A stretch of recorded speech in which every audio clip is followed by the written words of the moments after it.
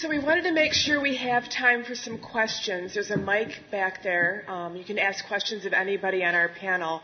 I also want to mention that we will have these PowerPoints available on the Surge website. There's some pens on the back table with our website. It's cerguua.org. And if the video turns out, we'll have the videotape on the website as well. So, yes. And if people want to see, Bart has a lot of examples of the different things he talked about up here. So after we're done, you can come up here and look at them if you want. Excellent. The goodie bag. Yes, go ahead. Hello, I'm Ben Borton from the UU Congregation of Shelter Rock. I really appreciate the specificity of all of the panelists' remarks on a lot of the how-tos. And I had one question for Ken. I believe I heard it from you. Do you actually direct members of the congregation to halt conversations with one another when a newcomer approaches? I know it is frustrating for the newcomer to stand in line as two close friends are catching up with each other, but do you actually make that pronouncement to the congregation? No, please cut your conversation short. Let's defer to our guests. I make not a pronouncement, but a very direct invitation with a smile on my face. And sometimes if they need a little bit more reminder, I will go right for the heart, which is saying, remember when you were new and we made space for you. You were once a stranger. Mm-hmm. Yes. Go ahead. Sue Knoll from Brevard.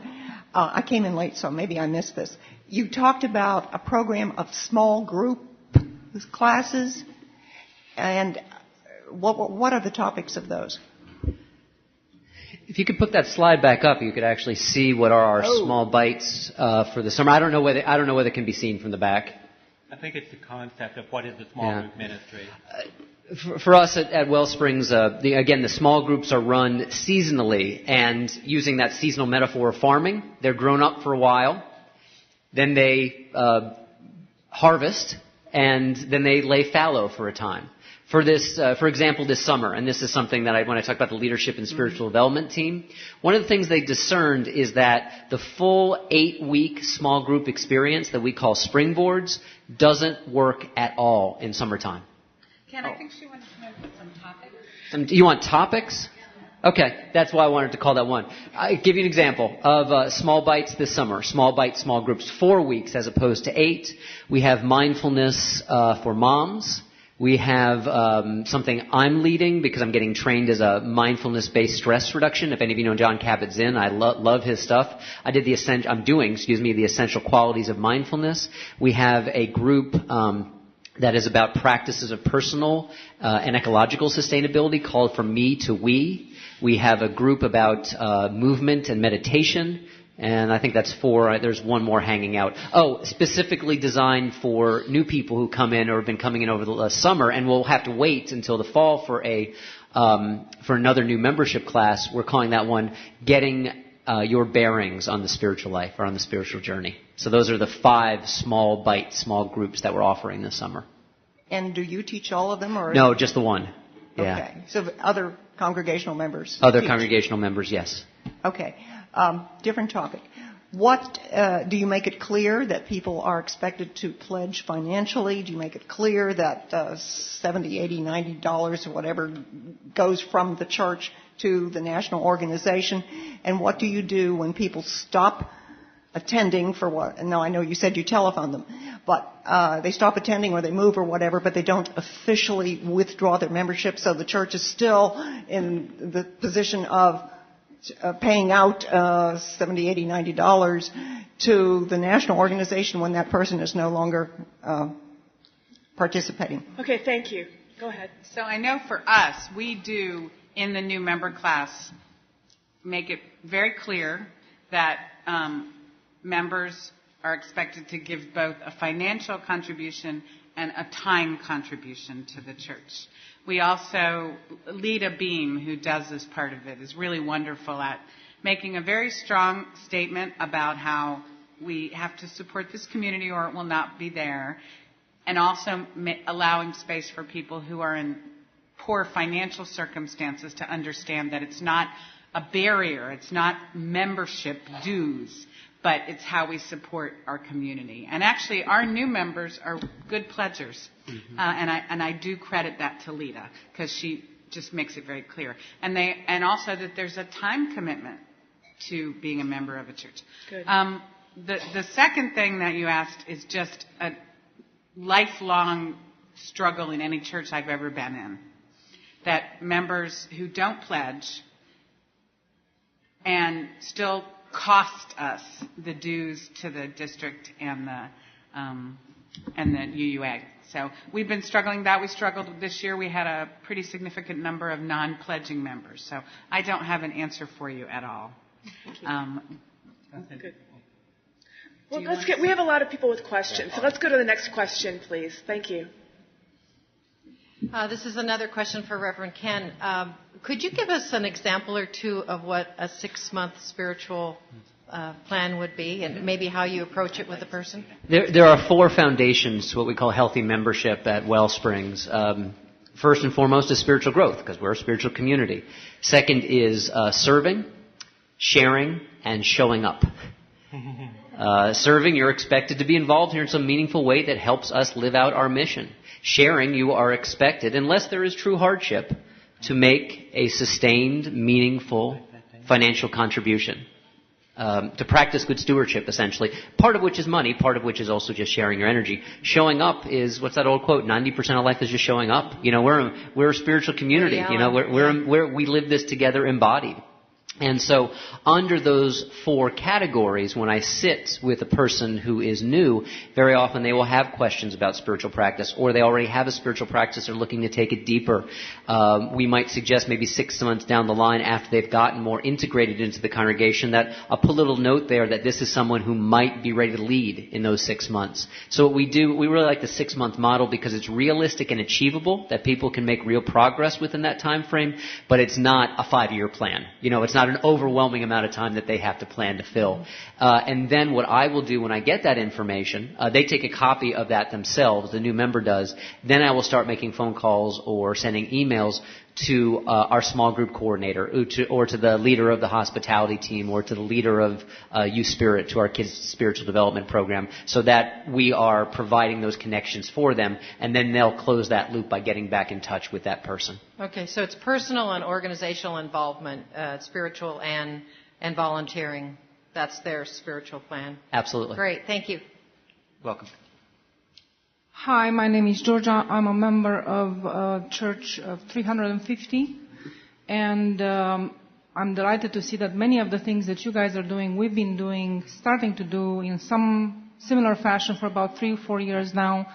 First time this year that we are seeing a significant increase since the beginning of the year. My question relates to those who have been with the church for many years. They volunteer, they show up. They give. They're just not signing the damn book, and we have no idea why. We made personal attempts. We have invited them. They are part of our social fabric, part of the community. There are about 86 of them. Imagine how much bigger the church would be. So, any tips?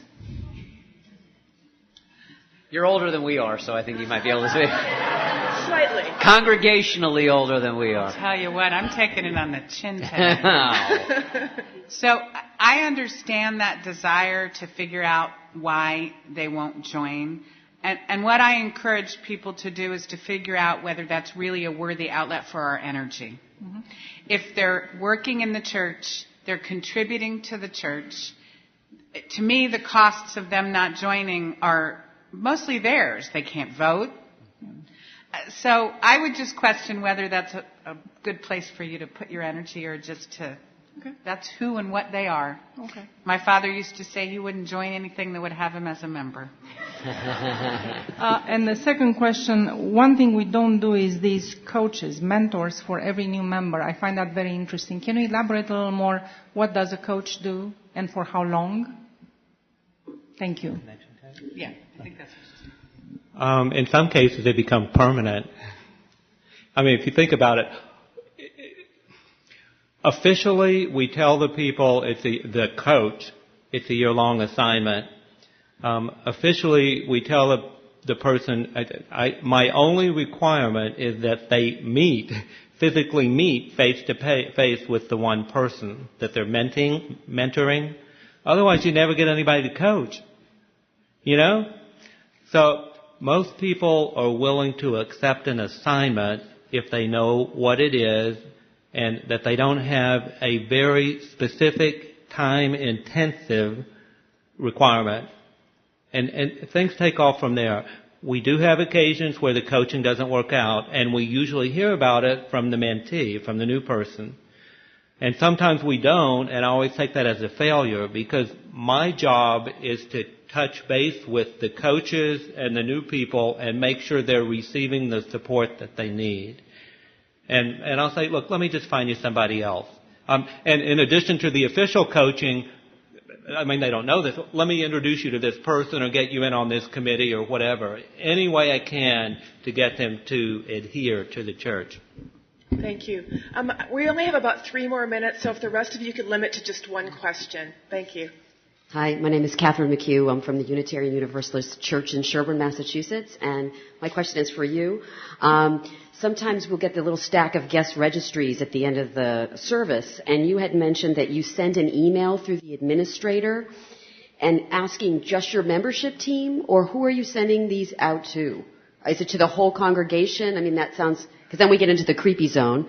So how does that work? No, I can answer that. A year ago, we went away from having a weekly order of service that had 6 inserts in it.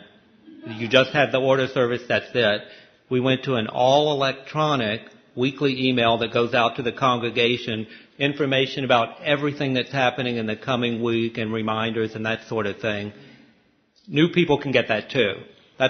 And so it's okay for you to put, like, what if the new person doesn't want to be on that list and you put them on this list and how does that? Well, we don't put them on the list. We just send them sort of a one-time. We won't put them on the list without them actually asking to be on the list. I gotcha. Okay. Right. Okay. But we'll send it one time. Okay. Next question.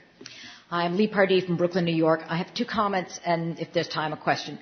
So I'm chair of our membership council, and we've been spending a lot of time on newcomers, and I really appreciate a lot of your ideas. They're developing things that we're already doing. But we also decided over the last couple of years, we need to pay some attention to our long stayers.